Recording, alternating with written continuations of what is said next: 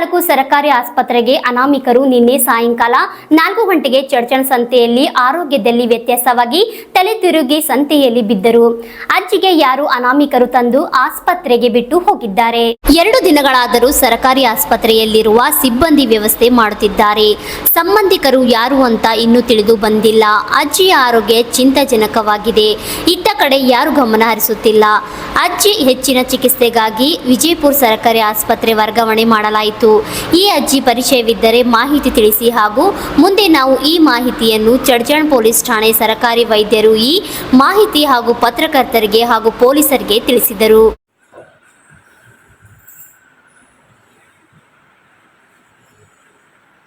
Station ಹೇಳಿರಿ.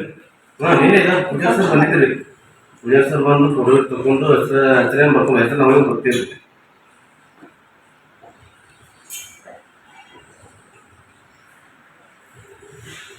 ಈ patient ಬಂದೈತ್ರಿ ನಿನ್ನೆ 3-4 ಸುಮಾರ ಯಾರೊಂದು ಹುಡುಗರು ಹೆಜ್ಜೆ ರೋಡ್ನಲ್ಲಿ ಮಕ್ಕೊಂಡಿರುತ್ತೆ ತಂದು ಬಿಟ್ಟು ಹೋದ್ರು. ಅವ್ರು ಹೋಗ್ಬೇಕು ಇವ್ರ ಸಂಬಂಧಿಕರಾಗ್ಲಿ ಯಾರು ಅಂತ ಬಂದಿಲ್ಲ. ಈಗ ಆಸ್ಪತ್ರೆ ಸಿಬ್ಬಂದಿ ನಿನ್ನೆ ಇವರಿಗೆಲ್ಲ ಸಲೈನ ಇಂಜೆಕ್ಷನ್ ಟ್ರೀಟ್ಮೆಂಟ್ ಮಾಡ್ತಾ ಇದಾರೆ. ಇನ್ನು ತನಕ ಯಾರೇ ಇವರ ಸಂಬಂಧಿಕರ ತನಕ ಬಂದಿಲ್ಲ. ಈ ಸಂಬಂಧಪಟ್ಟಾಗ ನಾವೆಲ್ಲ ವಾಟ್ಸಪ್ ಎಲ್ಲ ನಮ್ಮ ಆಶಾ ವರ್ಕರ್ಗಳಿಗೆ ಎಲ್ಲ ಗ್ರೂಪ್ಗಳಿಗೆಲ್ಲ ಹಾಕಿದ್ರೆ ಅದನ್ನ ತನಕ ಯಾರು ಬಂದಿಲ್ಲ.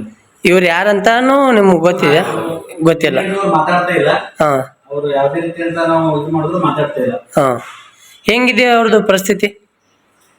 ಏನ್ ಹೇಳಕ್ ಆಗಲ್ಲ. ನಿನ್ನೆ ಅಂತಂದ್ರು ರಾತ್ರಿ ಎಲ್ಲ ಸಿಬ್ಬಂದಿ ಎಲ್ಲ ಅವರು ಸಲಹೆ ಹಚ್ಚಿಸಿ ಇದು ಮಾಡಿದಾರೆ. ಮುಂಜಾನೆ ತಗೊಂಡಿಲ್ಲ, ಏನು ಮಾತಾಡ್ತಾ ಇಲ್ಲ.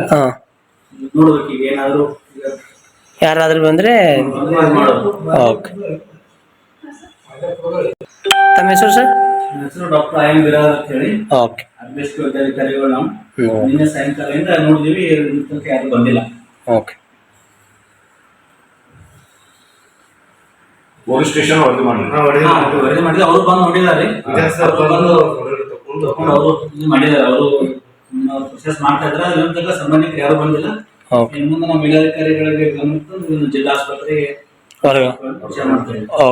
Lakshman Shinde, RJ32 news Kannada, ಚಡ್ಚಣ್.